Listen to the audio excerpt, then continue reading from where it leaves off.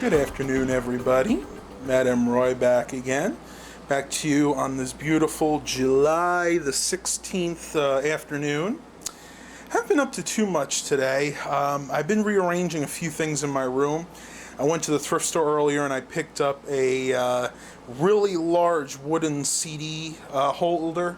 I'd say it probably holds a good 150, 200 CDs, and kind of rearranging things because, as you guys know, I love my media, whether it be cassettes, CDs, 8-tracks. I buy almost anything, so I really was running out of space to store my CDs. I had them stored all on top of my IKEA CD holder, and that wasn't really good weight-wise, so I'll show you guys what I've been up to. As you can see, this right here is the new CD holder. I paid $6.98 for it at the local thrift store, and I've still got quite a bit of space left. I got this whole area here. I got this whole side, which I don't have any CDs in right now. And I got some areas on the bottom here. Those are for your 2 and 3 CD sets. As you can see, I moved my Alvin the Chipmunk, part of my collection, around to accommodate this. These two Alvins, the dancing ones, used to be down here on either side of the speakers, but now since I put this here, I found that there was really no other way to do it, so I think it looks pretty good. And then, of course, in the middle I put the Build-A-Bear Alvin. That one was from the Squeakquel back in 2009. And yes, I know, I never took down my Christmas Alvin the Chipmunks with the stocking. Figured I'd leave it up all year. Not a lot of people come in my room, so didn't really matter too much to me.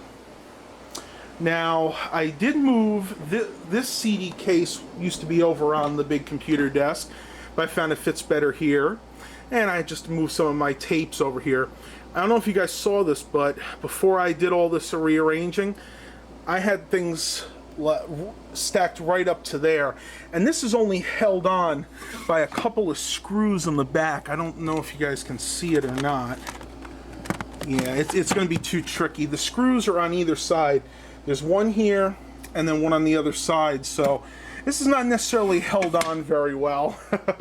So I'm much happier with the way it is now. I think I run a much less risk of having this fall down in the middle of the night, and that would not be good because that would be crashing right down on my fan there, and yeah, that probably would wake me up and probably give me a heart attack at the same time. Another change I made recently is over here on my test bench. I was having a little bit of an issue with the switch that I had here. It was working, but it would cut out every once in a while. It was a Linksys 6-port. I'm sorry, no, that one was an 8-port network switch. So when I was at the thrift store yesterday, I picked this up. This one here is also a Linksys, but this one's only a 5-port workgroup switch. This looks like it's a model EZ. Oh my goodness, EZX. See if I can read that with the zoom. EZXS55W. It's a 10100 Ethernet switch. It's a lot smaller than the other one. The other one actually covered the whole top of my KVM switch here, but it seems to work a little bit better. The other one was really getting old too. The activity lights were almost all burnt out on there on the old one, so I couldn't hardly tell if I had something plugged in if it was getting network connectivity. So I'm much happier with this switch, and hopefully this will last for a long time. Alright, so I know a bunch of you guys have been waiting to see this. This is that iPad 2 that my good friend Mike traded me for some work on his laptops, and I finally got it all set up. I wiped it using iTunes, and I actually had to update the software. I think it was running iOS version 7, and I just updated it to 8.4. which is the latest version of the iOS. I haven't really had a chance to do much with it. I did put some of my apps on it. TuneIn Radio is a really, really good app if you've never played with that. This basically lets you tune in any radio station around the world. And by default, it'll actually give you all these different options. Like on top here, if you want to listen to your local radio, you can just click that. And that'll give you all of your local radio stations. And in my area, we have quite a few of them.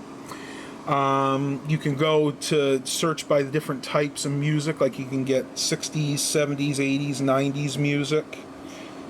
You can go sports, news, talk, and you can actually search, like if you know of a station from an area that you used to live in. Like I'll give you an example. I used to live in New York, and one of our famous stations was K104.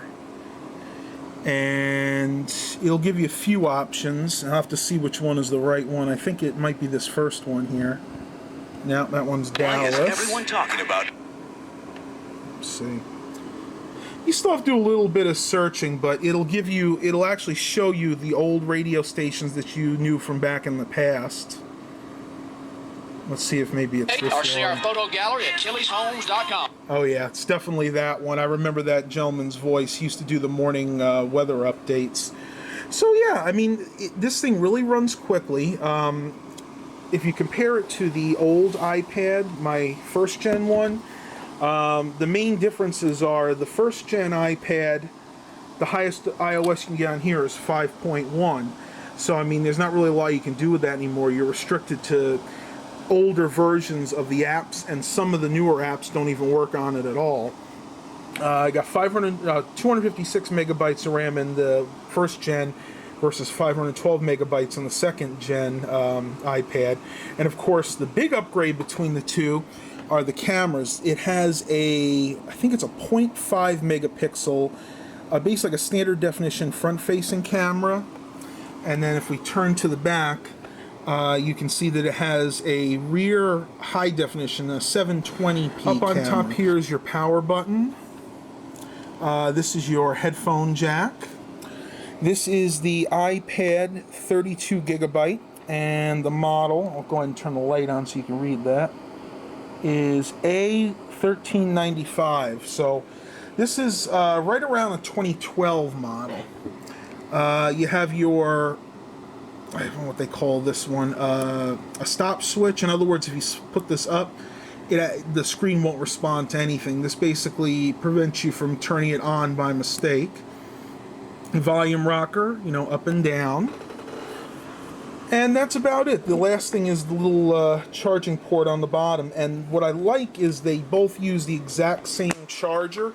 So I can charge them both on the one charger that I do have. Now, Mike gave me the docking station, but he didn't actually give me the little USB charger. Luckily, I have one of those at home.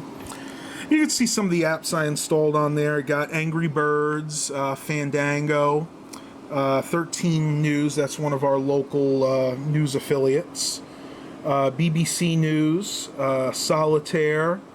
Movie Quiz is kind of an interesting app. This one tests your knowledge of cinema. Let's go ahead and I'll show you that real quick. And yeah, it's the free version, so you have to put up with some ads once in a while. You can choose an adventure, which I usually do. Now you have to decide what movie this is from, and I'm not exactly sure, so I'm going to say King Arthur. And I was right. That was mainly the process of elimination because I've seen The Incredibles, I've seen The Book of Eli, and I've seen The Sorcerer's Apprentice. So basically that's what this is. You just go through and you try to decide what movie that picture is representing. There's not really too much else to say about the iPad. I mean, I know a lot of you guys own them. I can go into the settings. Let's see. I haven't really done any customization with it. I know you can go and you can change the start screen and get custom themes. But again, since I just got this, I really haven't had a chance to do too much with it. And I'm really impressed with it. I tell you, the one issue I had when I first got it is the battery life seemed to be only about half of what it was supposed to be. When I first tested it, I only got maybe about 2 or 3 hours of use. But I think the problem was, before I got it, the battery had drained totally down. So what I did is I charged it back up, drained it fully again, and then charge it back up. And on that second time, the battery seemed to take a full charge. And I did a test. I found a YouTube video that was 8 hours long. And basically I ran that video, and when it was done, I was down to 20% battery life, which is good because these are rated for 10 hours of use. So after 8 hours, to have 20% battery life, that means that the battery is holding a full charge. So if you run into that problem, let's say your battery life has decreased or diminished a lot over the past couple of months, it may be because you let it drain too far. The battery doesn't have a memory on it, but sometimes you have to refresh it, and the way you do that is you run it down, run it back up, run it down, and then run it back up again. You do that a few times so the battery builds up the proper capacity again. Well, that's about all I have today for you guys. I may have a surprise for you tomorrow. Another friend of mine is going to sell me a computer, and I'm not sure if I'm going to get it or not. I'm still debating. But that's all I'm going to say about it. If I get it, you'll see the video tomorrow. If not, well, I'll probably find something else to do a video about. Hope you guys enjoyed this vlog of mine today. Please remember to like and subscribe. And as always, have a blessed day, everybody.